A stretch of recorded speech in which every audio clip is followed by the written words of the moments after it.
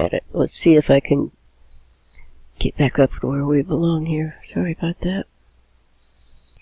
Okay, now we're going to look at it from both sides. First of all, we look at the seller side. No, we look at the buyer side. Now I'll get it right. This is the buyer side right here, okay?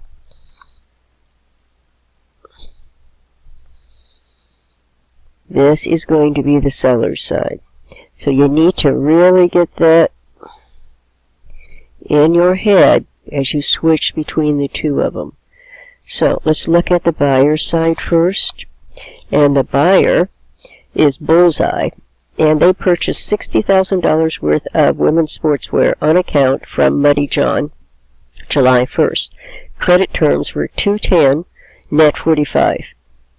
Bullseye pays electronically, and Muddy John receives the money on July 10th. And the thing is for you to record the buyer's side of it first.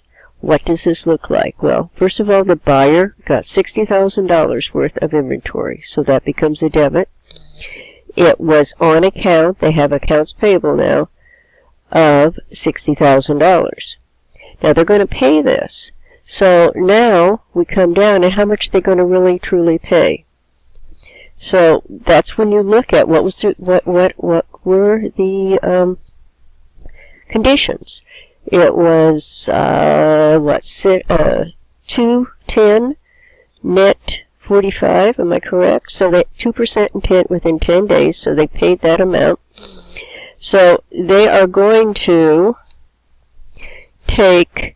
How much do we have in our accounts payable?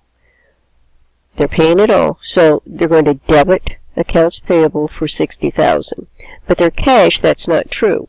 They're only going to pay 90% of that $60,000, which is going to be a credit right here. So 60%, 98% of $60,000 is going to be what they pay.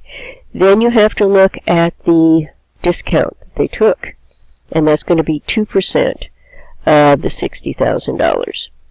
And that will balance out the journal entry and empty out the accounts payable for you. Now that's the buyer side. Remember, they're going to debit inventory, they're going to have accounts payable, then they're going to reverse that with accounts payable being debited and paying the cash and taking the discount.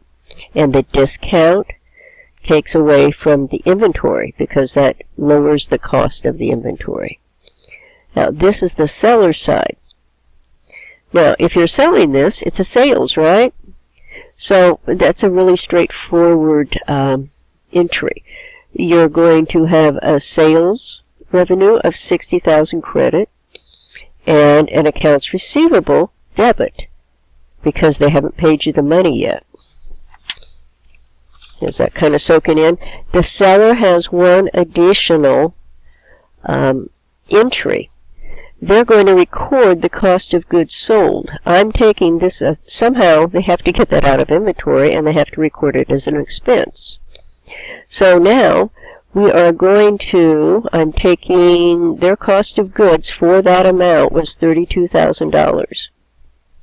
So they're going to increase their cost of goods by $32,000 with a debit, and they're going to remove that amount out of inventory because it's no longer there and they've sold it. So the extra entry that the seller has is the cost of goods sold and the inventory adjustment entry, and that records the cost of goods sold. Now come time to record the we want to record the receipt of cash.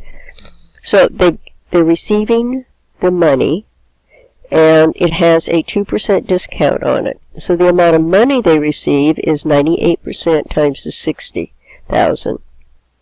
There's a sales discount, and that's at $1,200 from the buyer's viewpoint. That now goes into sales discount and will be subtracted from the revenue, or the full amount, the gross amount of sales, to give them net sales in the end. So now the accounts receivable has $60,000 in it. So you have to credit that. So now you have 60,000 here. You have 58 here. And this $1,200 had best be balancing out that. So you have 3 entries on the seller's side. You record the sale, you record the cost of goods sold, and then you record the receipt of cash for that sale. That makes sense? Okay. I think we'll end it, and we'll do 6 next.